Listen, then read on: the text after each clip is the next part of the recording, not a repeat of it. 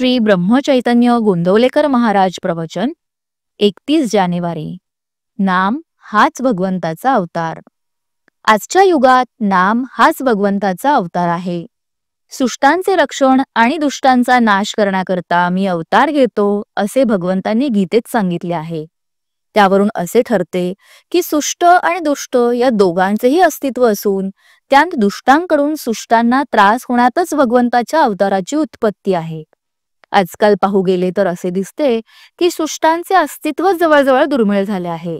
म्हणजे ज्यांचा छळ झाला असता भगवंताने अवतार घ्यावा ते सुष्टच नामशेष झाले आहेत, मग अवतार तरी कुणासाठी कसा व्हावा?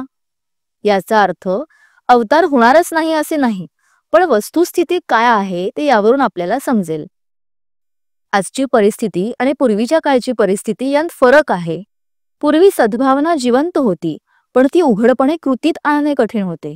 आता सद्वासनाच नाहीशी झाली आहे, म्हणजे पायाच ढासळला आहे, तिथे कृतीचा प्रश्नच उद्भवत नाही। पूर्वी सद्वासना सूक्ष्मपणे का होईना जिवंत होती, पण स्थूल प्रकट कृती दुर्घट झाली होती।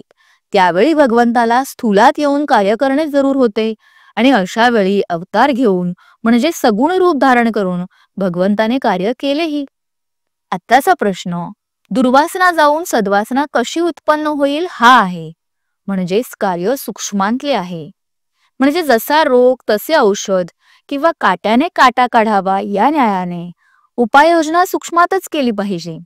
वासना बदलायला वासने इतका जबरदस्त इलाज पाहिजे आणि तो म्हणजे भगवंताचे नाम। चालू परिस्थितीशी झगडून मार्ग काढून देणारा असा जर कोणता अवतार असेल तर तो भगवंताच्या नामाचाच आहे आणि त्याकरता सर्वांनी भगवंताच्या नामाचा टाहो फोडणे जरूर आहे। हे कार्य भगवंताने सगुण रूप धारण करून होणे कठीण आहे। ज्या अर्थी कारण सूक्ष्मांतले आहे त्या अर्थी त्याला इलाजही सूक्ष्मांतला पाहिजे, म्हणून नामावताराची आज गरज आहे। प्रत्येक नामागणिक त्याचा अवतार आहे आणि त्याची कास धरणे म्हणजेच नाम घेणे हे आमचे आजचे मुख्य कर्तव्य आहे।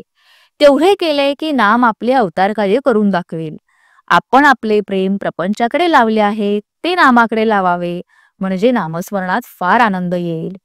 मनाला नामाची चटक लागली आणि नामाच्या प्रेमातच मन रंगून गेले म्हणजे जन्म सफल झाला। बोधवाक्य नामाने कलीची सत्ता नाहीशी होते, म्हणून नामधारकाला कलीची बाधा नाही। जय श्रीराम।